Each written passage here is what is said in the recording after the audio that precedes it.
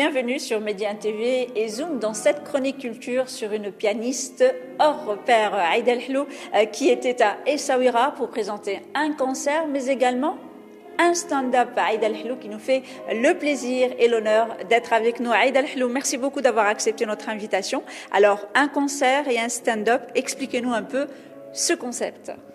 Alors c'est un concept tout nouveau que j'ai développé justement pour ce festival, pour le public marocain. Et l'idée c'est de combiner deux formes artistiques qui sont pas forcément toujours ensemble. C'est l'art du stand-up, donc une forme de comédie populaire très prisée par les jeunes, et la musique classique qui en général on associe ça plus à de la haute culture. Donc voilà, c'était essayer de faire un mélange entre ces deux publics et ces deux formes artistiques. Alors, Aïda El Hlou, justement, présentait un concert de piano avec du stand-up. Donc, vous avez réuni quand même deux publics. Quel est un peu votre sentiment quand vous voyez que les gens acquiescent, les gens ont du répondant par rapport à ce que vous présentez, surtout cet univers du piano et du stand-up? Oui, moi ça me fait plaisir parce que c'était un peu le but, c'était de faire se rencontrer les gens qui se parlent pas forcément, des publics qui se rencontrent pas forcément. Et moi ça me donne aussi l'opportunité de démystifier la vie d'artiste, parce que je parle de ma vie d'artiste, j'introduis les pièces de par justement cette histoire du stand-up. Donc je donne des petites anecdotes, des choses un peu drôles. Et ça permet aux gens aussi qui n'ont pas forcément l'idée de ce que font les artistes, c'est quoi leur travail, de démystifier un petit peu justement. Et de donner une porte d'entrée vers ce métier d'artiste. Alors, le métier d'artiste, vous êtes pianiste, vous avez toujours aimé faire ce métier. Vous êtes très jeune, mais on a l'impression que ça y est, vous êtes arrivé à un stade où vous avez envie de partager avec le public ce que vous avez vécu, parce que j'imagine que c'était pas facile, les concours, partir, vivre à l'étranger. Tout cela fait aujourd'hui partie de votre univers.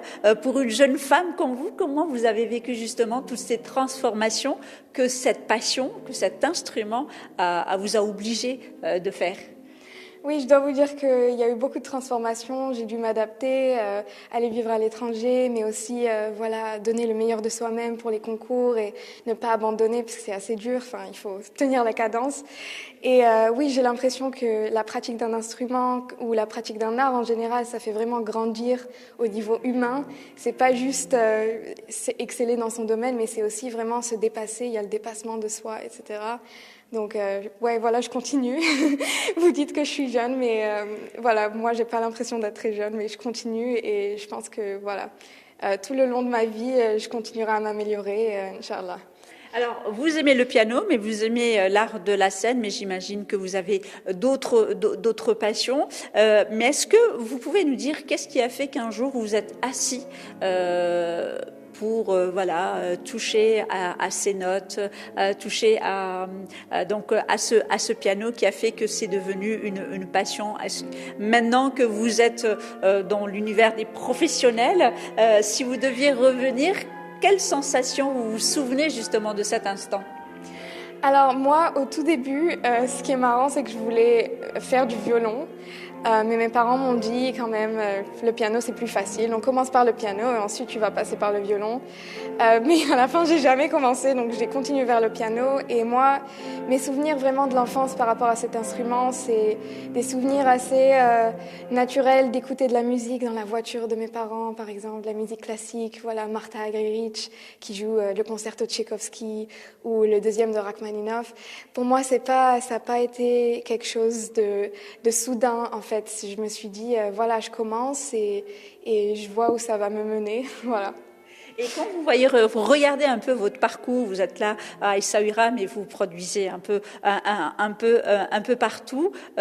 Comment vous jugez? Quel recul avez-vous par rapport justement à ce parcours?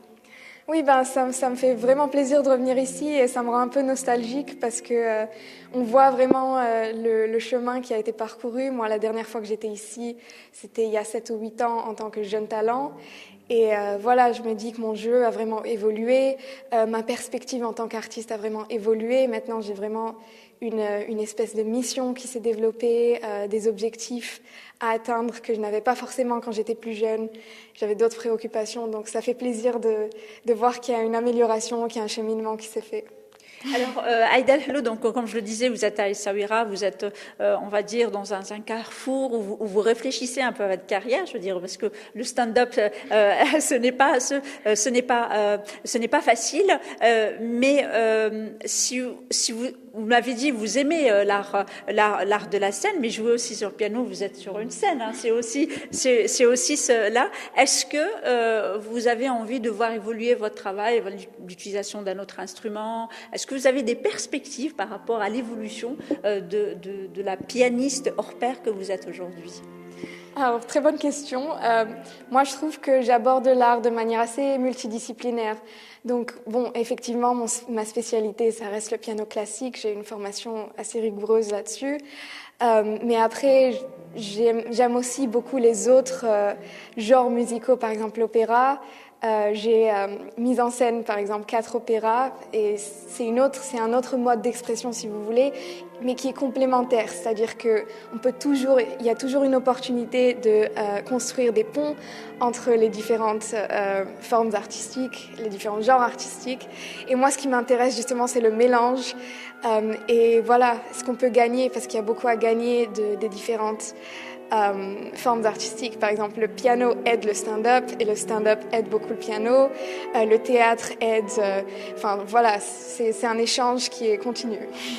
Merci beaucoup, Aïda, d'avoir répondu à notre invitation et continuer de nous surprendre avec votre amour pour le piano, mais également pour les arts de la scène. Merci beaucoup d'avoir accepté notre invitation et merci à vous, chers téléspectateurs, pour votre fidélité. Restez avec nous, l'information se poursuit sur nos différents canaux, Médiane TV Arabique, Médiane TV Maghreb, Médiane TV Afrique et bien évidemment sur notre média digital, medianews.com.